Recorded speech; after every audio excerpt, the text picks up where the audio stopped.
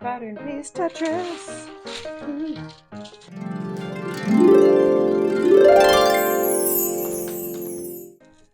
Good morning, everyone. It is a chilly winter morning this morning, but by the time I release this video, I will be in Mexico on vacation. So I wanted to make some garments for my trip. I already started by recreating one of my favorite ever makes. I made this bustier last spring in this fabric. These are the shorts. So I remade them in red, and I'm going to make the shorts to match. But I'll get to that another day. That entire project is in the works. But today I'm going to make a dress from Gertie Sews Jiffy Dresses. So I used this pattern book for my last video and I still have it out on loan from the library. So the dress I am making is the short sleeve day dress. It's a variation of the previous dress in the book called the patio dress. So following all those instructions. Hello, Bo. Come on in. Yes, hello. Doesn't want to be left out. So I'll be making the short sleeve version out of a very light cotton. This is a printed cotton that I found at the thrift store. There are 3.5 meters of this fabric, which I have already washed. I still need to iron it, but it's a little bit sheer, so I'll probably have to wear a slip with it. But I'm going to see if I can do this in a day. No, I already know it's not going to happen. I'm going to see if I can do this in just a couple of days. So if I have to finish sewing it on the plane, so be it. Also, everyone should be very proud of me. I went to the fabric store and they were having a sale and I stocked up on zippers, so we don't have to have zipper panic today, because that's always fun. Let's just get right into it. I did take the liberty of tracing out all of my pattern pieces last night, so everything's all ready to go. And to keep it simple, I'll stay as true to the pattern as I can. The only modification I've already made is I dropped the neck opening so that I'll have a little more décolletage, just to make it a little more saucy. And I'll show you on paper what that looks like. So that's the grand master plan for today. Let's see how much we can get done. Also, one more thing before we start. No, I'm not making a mock-up for this. I'm usually an absolute mock-up queen, but I have not been staying true to those words lately. So far, the patterns in this book have run really true to size, and because it's a little bit of a looser bodice and it's basically a t-shirt with a skirt attached, I'm not too worried about the sizing. So I'm just going to be brave, and possibly foolishly so. We'll see. We'll see if I regret this. Do as I say, not as I do. Make a mock-up. Got it? Make a mock-up. Thank you, that's all. So in order to drop the neckline of this pattern, the original pattern has a dot right here, and this is where the whole collar section will fold over. So I just moved that dot about 1.5 inches down, and that's where my collar will fold. And if when I'm sewing it, I realize that's too low, I can always just stitch it up a little bit higher. It's a fairly forgiving modification. But then that also means I need to make changes to the, what's this called? The facing. So this is the front facing of the collar. So what I did was I lined these pieces up, and originally this pattern piece ends here at this line. So I moved my dot down. Oh, they don't match. I need to make sure that those match. Let me get an eraser. Hold on. There, now they match. So originally this pattern piece ended here at this line. I moved this dot down to match where I have it on my bodice front piece. And then just for safety's sake, I added some extra length to the facing itself. And again, this gives me lots of wiggle room. So if I decide to move it even lower, the facing will still be covering that spot. So that's the only change I've made so far. Hopefully we keep it that way. The pattern itself is pretty simple. There's the bodice front, which you've seen, the bodice front facing, which I still need to cut out, the bodice back, the armhole facing, these will be looped together to make the armhole facing, and the back facing. And then in order to make the skirt, you basically draft whatever gathered skirt pattern you would like, whether it's a tiered skirt like the picture or just a regular gathered skirt. So let's just cut all those pieces out and get going.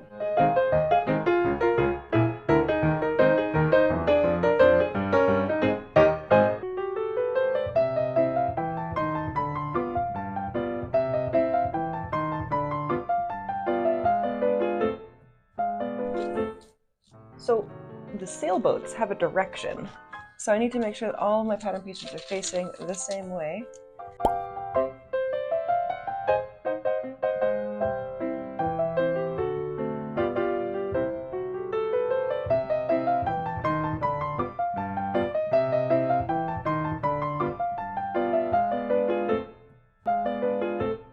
So all my pattern pieces are cut out, and those that need interfacing are interfaced. Now I'm just transferring all of the pattern markings from the pattern onto the fabric itself, so I know where everything needs to go. And I'm going to show you a cool trick that I recently learned for marking darts. So I used to pin through both sides of the fabric, mark a bunch of dots, draw those lines together, and I was never sure how accurate that was. So I learned this recently and I've never tried it, but what you do is you take your paper scissors and you snip along one of the dart legs on your pattern, not your fabric, just the pattern, all the way to the top. And then you fold that pattern piece open along the other leg. And now you have exposed exactly where that dart is going to go. You take your ruler and a pencil or some kind of fabric marking tool. Let's use some chalk today so that it actually washes out. And then you just trace those lines. It's so smart. I don't know why I never thought of this, but thank you, Internet, for this one. And then there's my dart. It's so perfect. Who knew?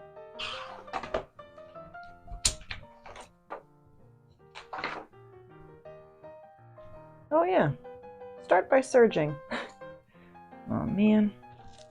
All right, everybody, prepared to get very impressed. I'm changing my serger threads.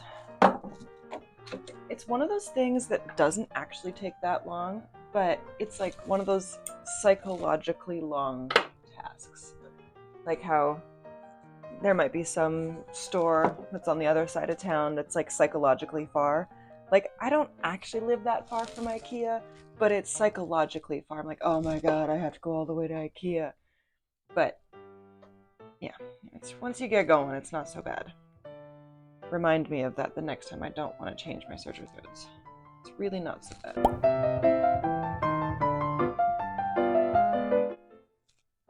Beauteous. That's exactly what we want. Let's do it. All right, so it's time to serge the lines indicated here. And yes, I did burn my hand on the oven. Apparently you're not supposed to like fist bump the oven racks. Who knew? I decided at this point it might actually be a good idea to read the instructions from beginning to end, so that's exactly what I did. Okay, I'm very glad I took a second to read through all the instructions, as you should, when starting a project. I probably should have read through them before I cut everything out, but you know, we got there. So before I dive in, the last thing I did that's not in this set of instructions is I serged the long edges of my armhole facing, so that when those flip into the insides, they'll be all pre-finished. So now the serger has been put away, and I'll bring that back out when I do the skirt. But for now, the first step is to take my bodice front pieces, which is a little unusual. That's why I really had to read through the instructions. I was definitely confused at first. And typically you would start by sewing and pressing all of your darts, but that step actually comes later. The first thing we need to do is reinforce these sort of shoulder corners.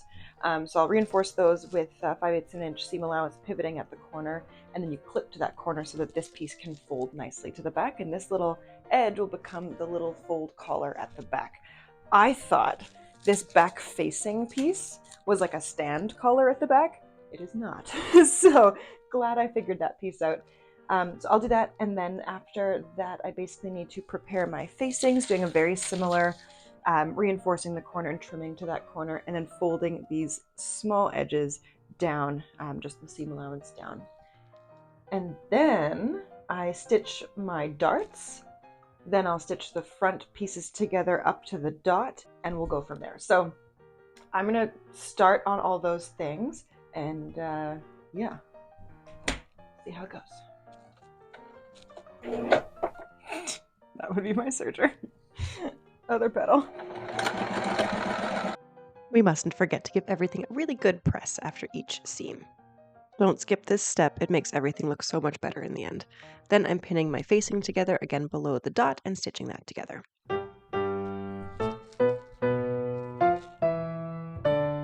So darts are in, facing is pretty much finished, and now it's time to attach these together so that I have the bodice front right side up, and then I will match my facing pieces right side up as well. So what's confusing about this pattern is these little flippy flappy collar bits, these sections right here, the tips, that's the center back of the dress. So I read through those instructions many times trying to figure out what that meant, but I figured it out so you don't have to. So my facing piece looks a little bit funny because it doesn't have the straight across line like the original pattern piece. Mine is lengthened and extended. So I will take these pieces, lay them flat, one on top of the other, like so. Oh, they do match up nicely. That's good. And then I'm going to start pinning at the very top flat edge. This is my center back. And I'm going to pin all the way along the neckline, pivot at the middle, and up the other side. Okay, so right here is the tricky part. So I'm pinning all the way down to the circle, and I recommend you do this one side at a time, because what you have to do when you get to this part, everything is all folded and your seam allowances are pressed open on the inside. So to make this nice and easy, you flip those seam allowances to one side. I'm going to flip this over very carefully, holding that together, and likewise flip these seam allowances over to this side. Now this is all tricky because I have serged the edge, so I'm going to stitch all the way just to this dot. I'm going to put a pin right there to hold everybody in place. So I'm going to stitch all the way to the dot. I'm going to stop. I'm going to take out all my pins and do the same thing on the other side in a separate row of stitching, and that will help keep all of this tidy. It says in the book this is one of the trickier pivot points, but once we get past this, we should be a-okay. Here's where we're at. Hard to tell, things are kind of everywhere. I did have to do a little bit of extra stitching on the bodice seam allowances on the inside so that when I flipped the facing to the inside there wasn't a little hole here. So now apparently this is where we are supposed to clip the bodice seam allowances, not the facing, just the bodice to that dot right there. So let me get my sharp little scissors, and I'm also going to apply some fray check to this. So fray check looks a little bit like this. I buy mine at my local sewing store, and it works pretty well on cotton. I wouldn't use it on something like a satin because I find that it sort of leaves a mark. It bleeds through the satin. But on cotton, I find it's very well behaved. Cotton is just a really nice fabric to work with.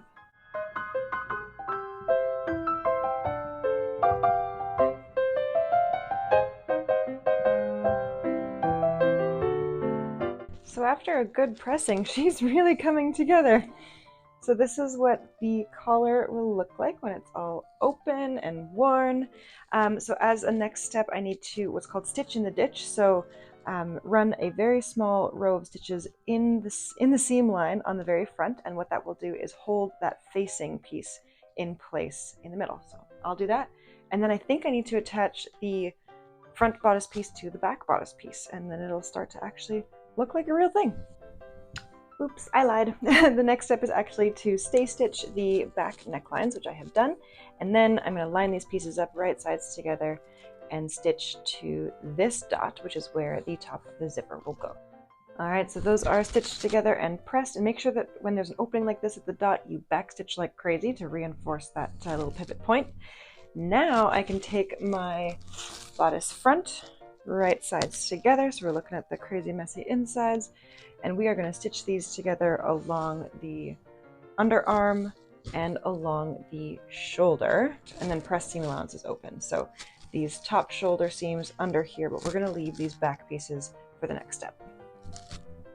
And there's a little diagram here.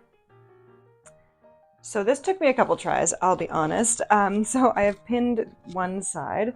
So basically, you fold your, this is my pointy facing piece, I hope you can see. This is my facing piece. I'm going to fold this inwards and match up those funny clipped seams. This is why those clips are there, to make sure that these can all lay flat.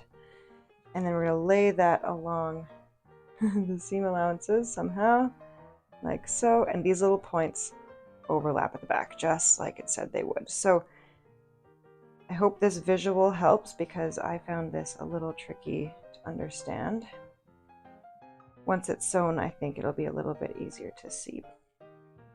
And then later, this is where the facing will go. So the facing will cover all of these, and then these little guys will tuck in nice and tidy, so that when this is all right side out, it'll look nice. Does that make any sense? This is what the inside looks like right now. So we'll stitch that down and hope and pray.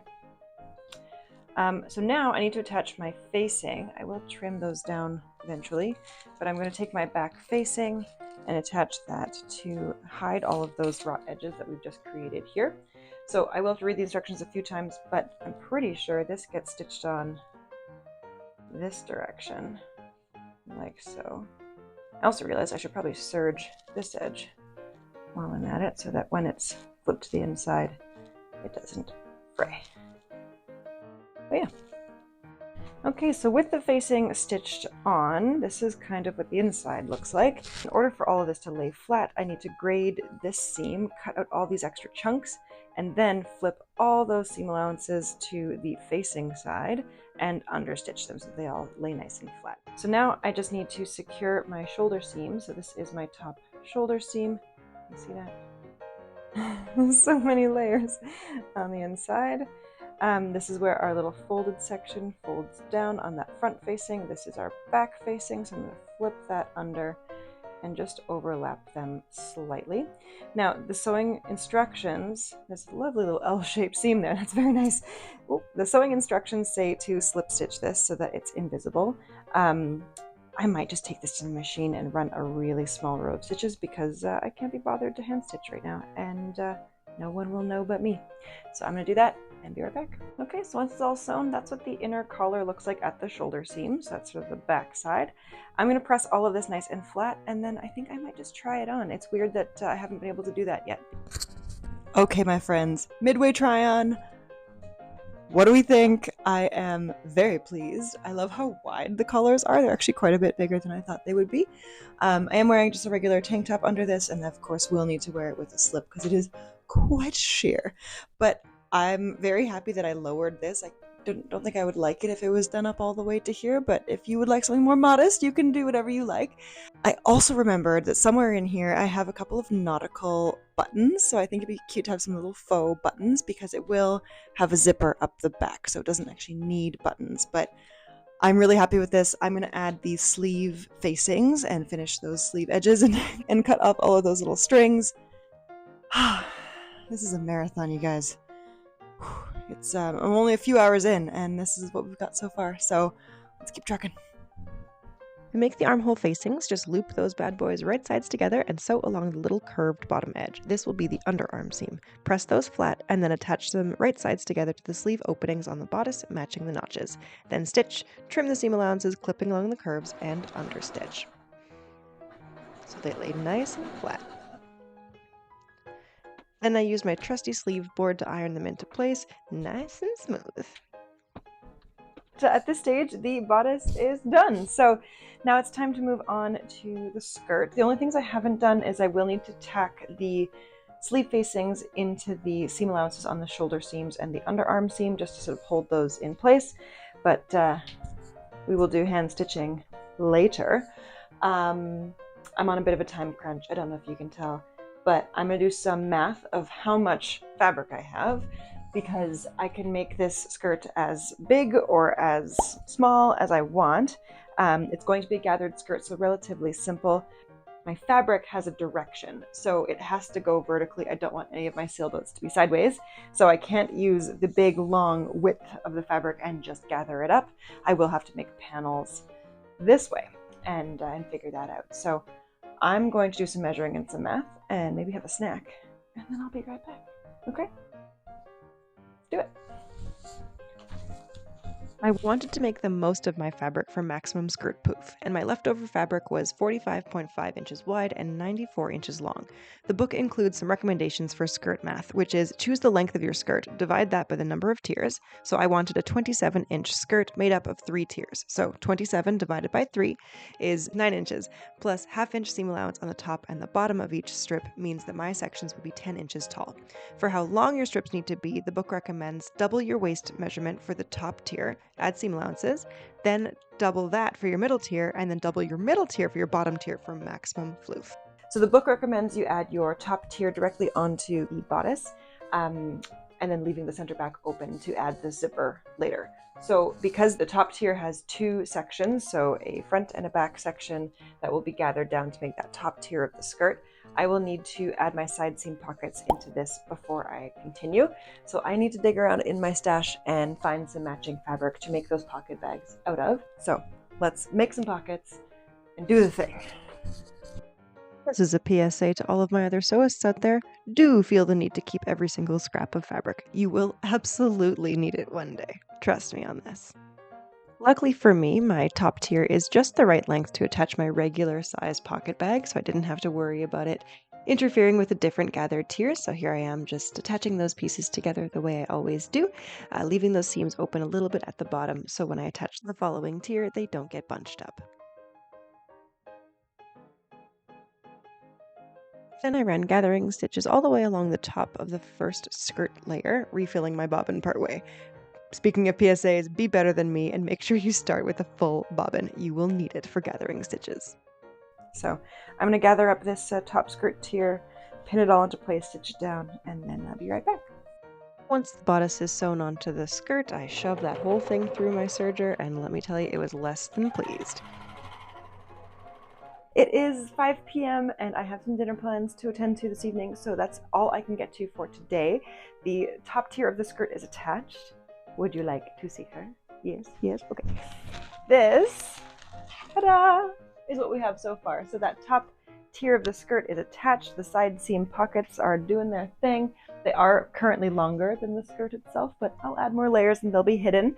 So this is what she looks like from the back with that little fold over collar.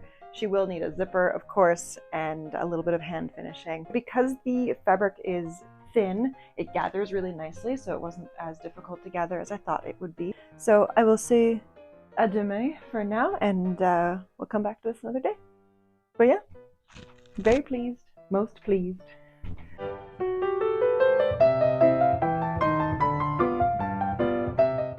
Good evening. It is day 2. This is a placebo coffee. I did not want to get in front of the camera today, but here we are. Put the makeup on, made myself a cup of fake coffee, and I'm ready to go. So I'm hoping to finish the dress tonight. I am so happy with how this is looking so far. I'll pull it closer. I've already started playing with accessories, like this little red belt that I have.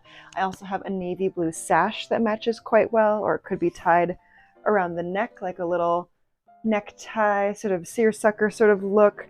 So yeah, I'm really excited. I've already moved in with this dress. It doesn't even know it yet. So off camera, I seamed all of my big strips of fabric together to make the tiers for the skirt. This is the middle tier. It's 3 sections, and I just sewed those together and pressed the seams flat. The nice thing about these edges is they are the selvage edges of the fabric, so I don't have to serge them or finish them in any way. They won't fray. They're good just the way that they are.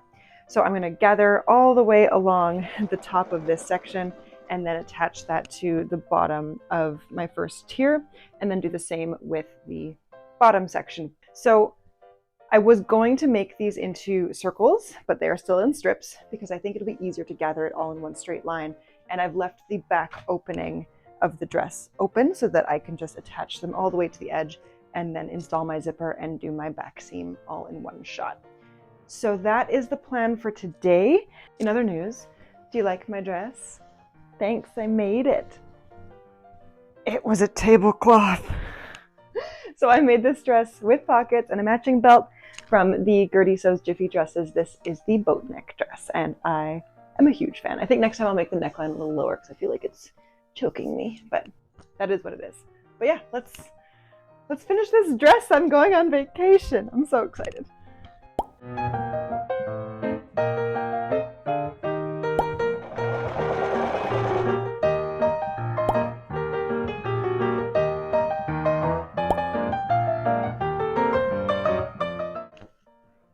Well, why are you always lying exactly where I need to stand? Let's be middle of the action. Cute. So I think I'm gonna do a tiny little cheat. So before I gather up my bottom section, I'm just gonna hem it. It's in one big straight long strip.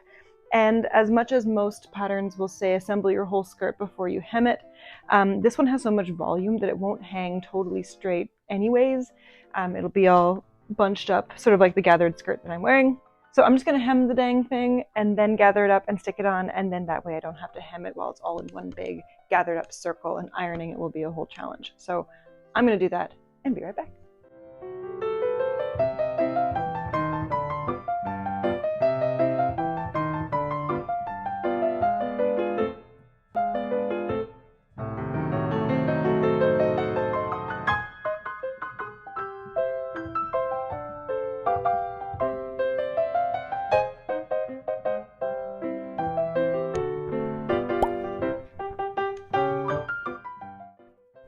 So we are like one zipper away from this being done. Yeah, I'm really liking how it looks so far. Before I put the zipper in, I'm going to try it on just to make sure that I put the zipper in the right place, and then I'll install a lapped zipper. And then I gotta get packing because we leave in a couple days. So glad I was able to whip this up in a jiffy, as they say.